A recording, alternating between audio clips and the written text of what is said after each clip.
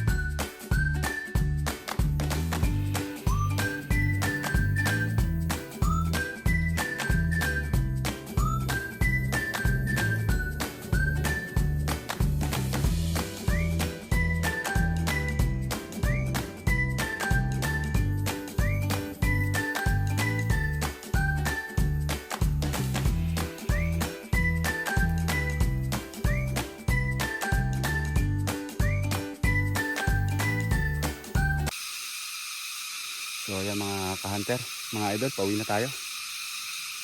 So wala tayong nahuling talangka. Ito mga ka-hunter, oh. Tignan nyo, napakatarik na ito ka-hunter. Dinadaanan ko. Mga idol, oh. Yun ako galing. Bali paakit ako dito ka-hunter kasi andun sa taas yung daanan. Doon ako nangatay ka-hunter, hindi kabila na yan. Ayun nga, hindi natin salpok yung alpas. Lumapit pero hindi siya sumalpok. Sa pangalawang pagkakataon mga ka-hunter, ganun pa rin yung nangyari. Hindi natin napalaban. Pero ayos lang mga ka-hunter. Enjoy naman tayo eh.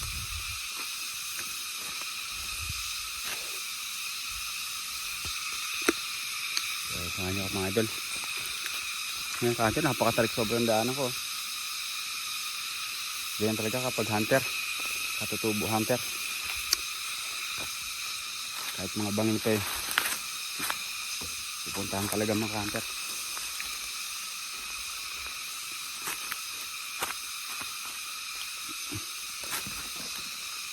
May mga nakita ako dito mga idol, mga pinagsiluan dati.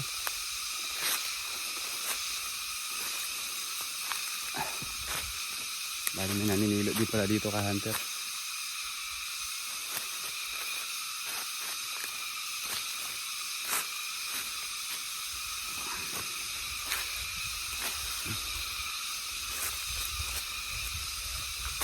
Bangin. Pag hindi tayo kumapit, sigurado gugulong ka sa baba. No ka hunter. Bali may lumapit din kanina ka mga idol na ano, mga inahin mga idol, may kasamang mga sisiw. Pero syempre mga ganon, hinahayaan lang natin yan kasi para dumami din sila. Ang target lang naman natin dito mga ka-hunter, yung mga tandang, mga alpas.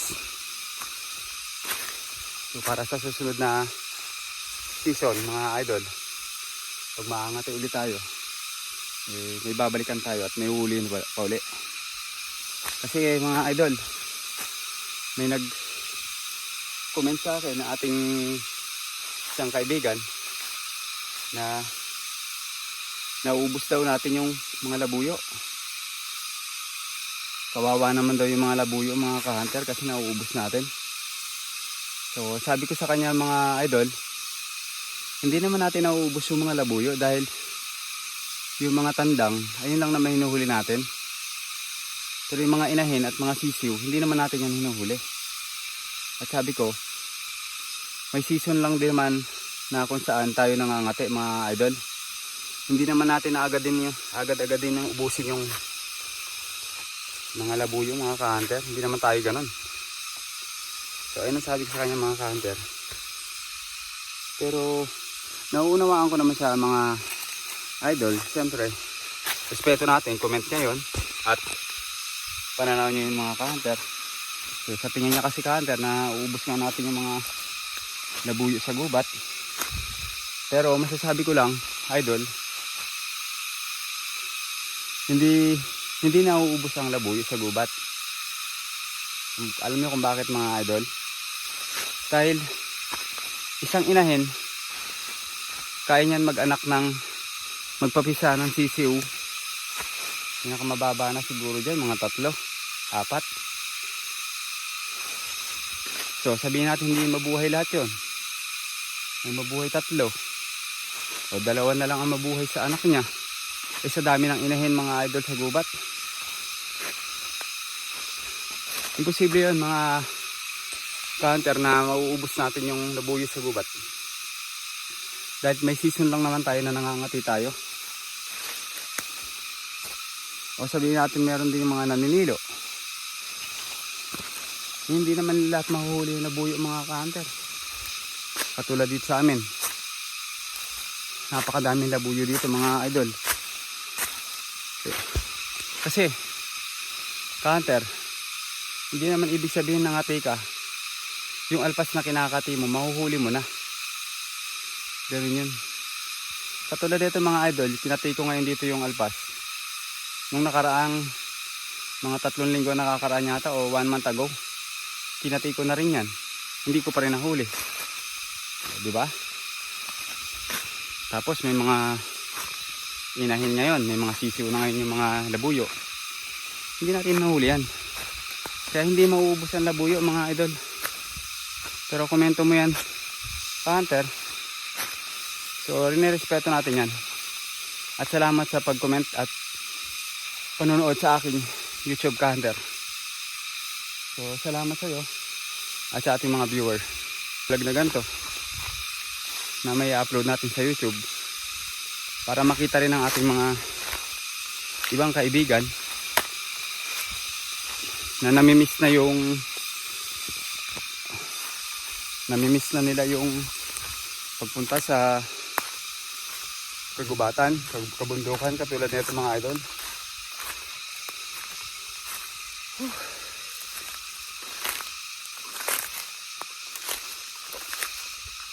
So, salamat mga idol sa walang sawang panunood ninyo sa vlog ko. Kung hindi dahil sa inyo mga idol, hindi ako makakagawa ng mga video na ganito na gusto kong i-share sa ating mga kaibigan na mahilig nga sa ganitong klase ng content. So, salamat mga idol. At ayun, nakakit na nga tayo sa taas ng bundok. Punta na tayo sa daanan. Salamat mga ka-hunter. Hanggang dito lang yung video ko mga idol. Sana nag-enjoy kayo sa panonood idol. At para sa mga nagpapa-shoutout mga ka-hunter, ipunin ko muna yung mga nagpapa-shoutout at pagsasabay-sabayin ko lang sa susunod mga ka-hunter. So ayun, salamat mga ka-hunter. Hanggang dito na lang.